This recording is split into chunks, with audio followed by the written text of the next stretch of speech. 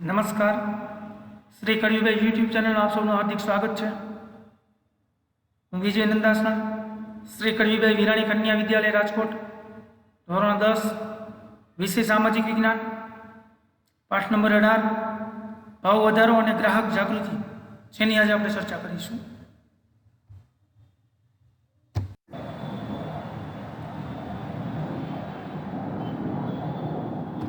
ગ્રાહક મંડળો એટલે કે ગ્રાહક સુરક્ષા પરિષદો આ અધિનિયમ હેઠળ તાલુકા, જિલ્લા, રાજ્યો તથા રાષ્ટ્રીય કક્ષાએ સરકાર માન્યતા પ્રાપ્ત ગ્રાહક મંડળો સ્થાપવામાં આવ્યા છે. આ ગ્રાહક મંડળો કે પરિષદો બિન રાજકીય અને બિન ધંધાકીય ધોરણે ગ્રાહકો દ્વારા સ્વૈચ્છિક રીતે રચાયેલા ગ્રાહક મંડળો છે. આ ગ્રાહક મંડળોનો મુખ્ય હેતુ ગ્રાહકોના અધિકારોએ જાગૃતિ તથા પ્રોત્સાહન આપવા તથા તેના હકોની સુરક્ષા માટેની નીતિઓના ઘડતરમાં સરકારોને મદદ કરવાનો છે. તેઓના જે પણ અધિકાર છે તથા કાયદાઓની વખતની સમીક્ષા કરે છે. એને જેમ જોગવાઈ મળી છે એમાં સમીક્ષા કરે છે. તારાકીય જોગવાઈમાં સુરક્ષા અંગે સરકારને સૂચન કરે છે. આ ગ્રાહક મંડળો દ્વારા ગ્રાહક જાગૃતિ ઝુંબેશ રૂપે ગ્રાહક શિક્ષણ આપે છે. તેમાં ગ્રાહકોના અધિકારો, ફરજો, વિવિધ પ્રકારે થતા શોષણ, તેનાથી કેવી રીતે બચી શકાય, એની કાયદેસરની જોગવાઈ જેવા મુખ્ય વિષયો પર માર્ગદર્શન પૂરું પાડે છે. આ ગ્રાહક મંડળો કે સંગઠનો દ્વારા ગ્રાહક સુરક્ષા, ઇનસાઇટ, ધી કન્ઝ્યુમર, ગ્રાહક મંચ જેવા માસિક એટલે દરેક મહિને પ્રસિદ્ધ થતું કોઈ મેગેઝિન, દ્વિમાસિક દર 2 મહિને કે સામાયિકો પ્રકાશિત કરીને ગ્રાહક જાગૃતિ ફેલાવવાનું કાર્ય કરી રહ્યા છે. ગ્રાહકની ફરિયાદોનું નિવારણ લાવવામાં મદદરૂપ થાય છે. ત્યાર પછી જાહેર વિતરણ પ્રણાલી, પીડીએસ.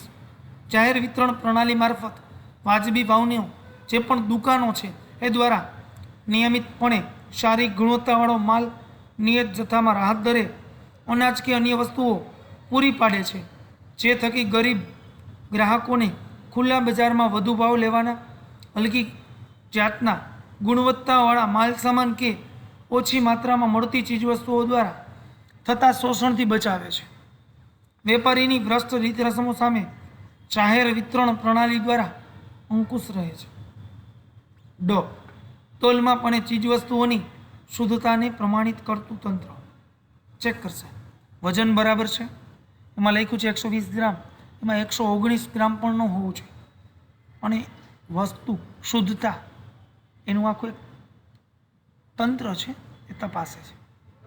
ગ્રાહકોના સ્વાસ્થ્ય અને સલામતીના રક્ષણ અર્થે સરકારે કેટલીક કાયદાને આધીન સંસ્થાઓની સ્થાપના કરી છે.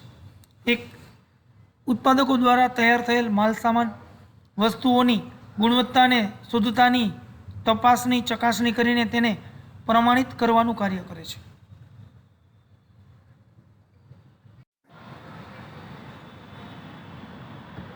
ભારત સરકારે ગુણવત્તાનું નિયમન કરવા માટે ઈસવીસન 1947માં ઇન્ડિયન સ્ટાન્ડર્ડ ઇન્સ્ટિટ્યૂટ એટલે કે ISI નામની સંસ્થા સ્થાપી હતી, જે પાછળથી એટલે કે 1986માં બ્યુરો ઓફ ઇન્ડિયન સ્ટાન્ડર્ડ્સ નામે ઓળખાય છે, જે યોગ્ય ગુણવત્તા ધરાવતા વિવિધ ઉત્પાદકોને ISI માર્કો ઉત્પાદકીય ધોરણે ઉપકરણો પર વાપરવાની છૂટ આપે છે. ખેતી પર કોઈ ચીજવસ્તુ, વન પેદાશ, બાગાયતી અને પશુ પેદાશોની ગુણવત્તાના માનક એગમાર્ક લગાડવાનો કાયદો ખેતીવાડી ઉત્પન્ન બજાર કાયદો 1937 હતો. ભારત સરકારના ડિપાર્ટમેન્ટ ઓફ માર્કેટિંગ ઇન્ટેલિજન્સ સંસ્થા એટલે કે DMI દ્વારા એગમાર્ક વાપરવાનો પરવાનો આપવામાં આવે છે. જો ગ્રાહકને માર્કા સંબંધી કોઈ શંકા જાગે તો તે BISના નજીકના પ્રાદેશિક કાર્યાલયમાં ફરિયાદ કરી શકે છે. આ ઉપરાંત સોનાના દાગીનાની ખરીદી વખતે સોનાની કોઈ પણ દાગીનાની ખરીદી કરવા જાય તો એમાં એગમાર્ક નથી હોતો, કારણ કે એ તો શેમાં આવે છે, ખેતી આધારિતમાં આવે છે.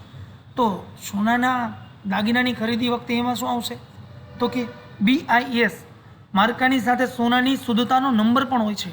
દાખલા તરીકે 916 એટલે કે કયા કેરેટનો છે, 18, 20 કે 22, એ કેરેટની સોનાની શુદ્ધતા દર્શાવતું માર્ક સાથે હોલમાર્ક, કેન્દ્રનો લોગો, જે એટલે કે જે તે વર્ષમાં હોલ માર્કિંગ થયું હોય તે વર્ષનું ચિહ્ન, દાખલા તરીકે જે એટલે 2008 એ ગવર્મેન્ટ નક્કી કરે છે. એની અલગ પોલિસી હોય છે નક્કી કરવા માટે. ઉપરાંત જ્વેલરી બનાવનાર અને વિક્રેતાનો લોગો શુદ્ધતા અને શુદ્ધતાની ગેરંટી આપે છે. કોઈ પણ જગ્યાએ તમે જૂનું કોઈ પણ સોનું છે એ વેચવા માટે જાઓ અથવા વેચવા કરતાં તમે કંઈ પણ એ રિપેરિંગ માટે જાઓ તો જ્વેલર્સવાળા એ તમને કહી દેશે કે પોતાને ત્યાંથી લીધેલું છે કે અન્ય કોઈ જગ્યાએ. શું કામ? એમાં લોગો હોય છે, એના આધારે ઓળખી જાય છે.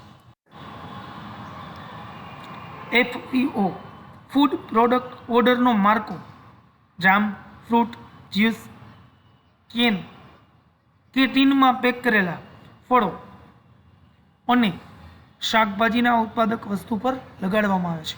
MCQમાં પૂછી શકાય અથવા તો એમ પણ પૂછી શકાય FPOમાં કઈ FPOનો લોગો કઈ વસ્તુ પર લગાડવામાં આવે છે. ISI ટેક્સટાઇલ, કેમિકલ, જંતુનાશકો, રબર, પ્લાસ્ટિકની બનાવટો, સિમેન્ટની ધાતુઓ, ઇલેક્ટ્રોનિક ઉપકરણો પર આ માર્કો BIS દ્વારા લગાડવામાં આવે છે. હોલમાર્ક એની ડિઝાઇન ઉપર જ ખબર પડી જાય ઊનની બનાવટો અને પોશાકને આધારે. MPO મીટ પ્રોસેસિંગ ઓપ્ટિમાઇઝર એ માર્કો માંસ મટનની પેદાશોને તેમાંથી બનેલ બનાવટોને અપાય છે.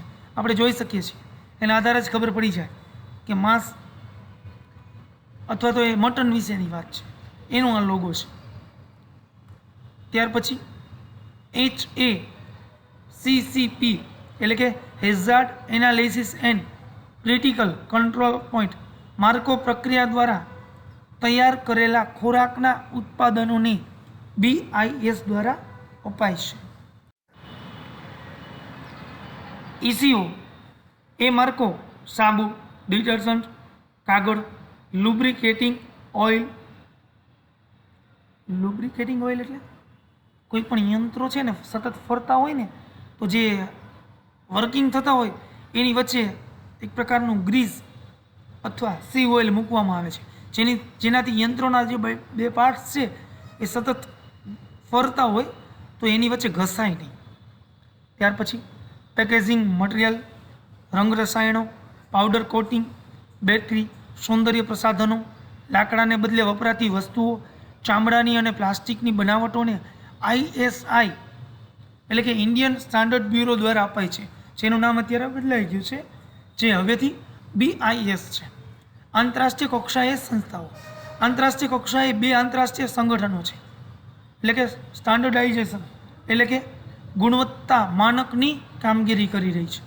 ISO એટલે કે ઇન્ટરનેશનલ સ્ટાન્ડર્ડાઇઝેશન ઓર્ગેનાઇઝેશન, જેનું મુખ્ય મથક વિશ્વ લેવલે છે. એનું મુખ્ય મથક છે જીનીવામાં, જેની સ્થાપના 1947માં થઈ હતી. જેનું કાર્ય આંતરરાષ્ટ્રીય સમજૂતી, ઘણી જગ્યાએ તમે જુઓ પ્રોડક્શન કરતા હોય ને અહીંયા એનું આખું GST નંબર હોય ને એની સાથે જ લખેલું હોય છે.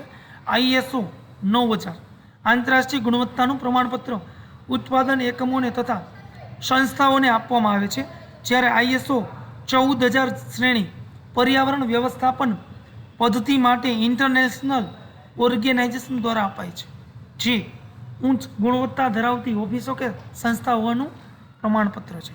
માનો કે તમે કોઈ વસ્તુ એક્સપોર્ટ કરતા હોય ત્યારે તમારી પાસે એવું પ્રમાણપત્ર હોવું જોઈએ, કારણ કે આ તો ઇન્ટરનેશનલ થયું પ્રમાણપત્ર.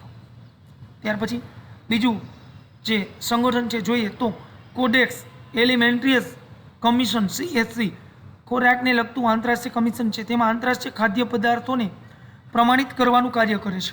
આ કમિશનની સ્થાપના 1963માં ખાદ્ય તથા ખેતી સંગઠન FAO અને વિશ્વ આરોગ્ય સંસ્થા WHO દ્વારા કરવામાં આવી છે. તેનું મુખ્ય મથક ઇટાલીની રાજધાની રોમમાં છે.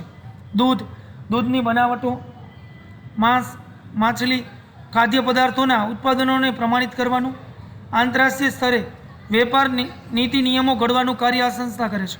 ભારતમાં ISO સાથે સંપર્કની કામગીરી ભારતીય સંસ્થા BIS કરે છે, જ્યારે CSC સાથે સંપર્કમાં રહીને કાર્યો ભારતની direct general of health services કરે છે.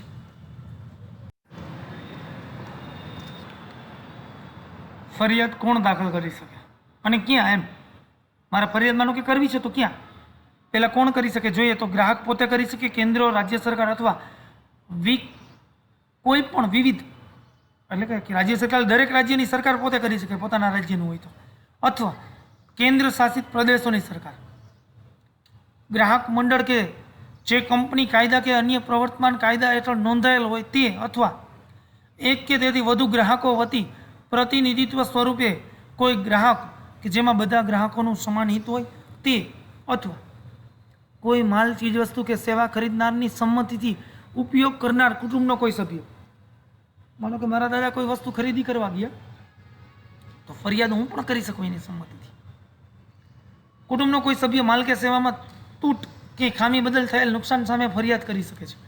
જો ઉત્પાદક કે વિક્રેતા ગ્રાહકની સાચી, યોગ્ય અને સ્પષ્ટ ફરિયાદનું કોઈ નિરાકરણ માટે પહેલ ન બતાવે કે તૈયારી ન બતાવે ત્યારે ભોગ બનનાર ગ્રાહક કે તેના કુટુંબના સભ્ય દ્વારા સ્થાનિક જિલ્લા ફોરમ, રાજ્ય કમિશન, રાષ્ટ્રીય કમિશનમાં કેસ કરીને સ્થાનિક પુરવઠા કચેરી, તોલમાં વિજ્ઞાન અને ગ્રાહક કચેરી, ગ્રાહક મંડળો, કલેક્ટર કચેરીમાં ફરિયાદ કરી શકે છે. જ્યારે માલ કે સેવામાં ત્રુટિ કે ખામી જણાય ત્યારે, અથવા કરાર હેઠળ કે કાયદા હેઠળ જેનું પાલન કરવું જરૂરી હોય તે કાર્ય કરવાની રીતમાં રહેલી અપૂર્ણતા કે ખામીને સેવામાં ઉણપ ગણાય. આમ વસ્તુની ગુણવત્તા, પ્રકાર અને શુદ્ધતા, વજન સંબંધી ઘટ કે ઉણપ બદલ ગ્રાહક ફરિયાદ કરી શકે છે. ફરિયાદ કેવી રીતે કરવી? ફરિયાદની અરજી સરળ, સ્પષ્ટ, સાદી, સરળ ભાષામાં ટાઈપ કરીને કે હસ્તાક્ષરમાં કે ઈમેલથી થઈ શકે છે. જો કોર્ટમાં વકીલ મારફતે કેસ કરવો હોય તો સોગંદનામું કરવું પડે. અરજીમાં અરજદારનું નામ, સરનામું અને સંપર્ક નંબર હોવો જોઈએ. ફરિયાદનું વિગતપૂર્ણ વર્ણન, ફરિયાદ માટેના કારણો સ્પષ્ટ લખવા. આરોપ સંદર્ભે શું કામ ફરિયાદ કરવી છે, તમારો શું આરોપ છે, જે કોઈ આધાર પુરાવા છે કે દસ્તાવેજો હોય તેની પ્રમાણિત નકલો બીડવી. ક્યારેય પણ મૂળ પુરાવા આપવા નહીં, કારણ કે તમારા પુરાવા નષ્ટ થઈ જાય, ખોવાય છે તો શું કરી શકાય? કાંઈ ન કરી શકો તમે, એટલે એની નકલ જ આપવી, ઝેરોક્સ કરીને. બિલની કાચી પાકી રસીદ બીડવી. જો પેમેન્ટ ચેકથી કર્યું હોય તો તેની વિગત લખવી, ચેક નંબર. વિક્રેતાએ કરેલી શરતો, જાહેર ખબરની નકલ, ગેરંટી કે વોરંટી કાર્ડ, પેમ્ફલેટ્સ કે પ્રોસ્પેક્ટસની નકલ બીડવી. એટલે કે આપણે ખબર છે કોઈ પ્રોસ્પેક્ટસ એટલે એના ફરફરિયા ફરતા હોય છે, આપણે શુદ્ધ ગુજરાતીમાં કહીએ તો કે એ કાગળિયા આપ્યા હતા, આ પ્રોસ્પેક્ટસ. અરજી સાથે માંગેલ વળતરના દાવાની રકમ અનુસાર નિયમ મુજબ ફી ભર્યાથી જે તે ગ્રાહક ફોરમમાં, એટલે કે ફોરમ એટલે કોર્ટ, આપણે જોઈ ગયા ને, જિલ્લા, રાજ્ય અને રાષ્ટ્રીય, એમાં ફરિયાદ દાખલ થઈ શકે છે. ગ્રાહક ફરિયાદ થવાનું કારણ ઉદ્ભવે તેના 2 વર્ષમાં જ ફરિયાદ દાખલ કરી શકાય છે. નહીંતર તો એવું થાય કોઈ 1970ની ફરિયાદ કરે અત્યારે, એટલે એની લિમિટ આપી દીધી 2 વર્ષ. કોઈ પણ ગ્રાહક સંબંધી ફરિયાદ કરવા કે કાયદા અંગે વિશેષ માહિતી મેળવવા કે માર્ગદર્શન માટે ગુજરાત રાજ્યની હેલ્પલાઇનનો ટોલ ફ્રી નંબર છે 1800-233-0222 અને રાષ્ટ્રીય કક્ષા હેલ્પલાઇન નંબર છે 1800-224-000 ઉપરથી માહિતી મેળવી શકીએ છીએ. એમાં કંઈ ન સમજાય તો એના ઉપર પણ તમે માર્ગદર્શન. કડવીભાઈ યુટ્યુબ ચેનલને વધુમાં વધુ લાઈક, શેર અને સબસ્ક્રાઈબ કરો. જો કોઈ પણ આપણને પ્રશ્ન ઉપસ્થિત થાય કોમેન્ટ બોક્સમાં અવશ્ય લખીશું.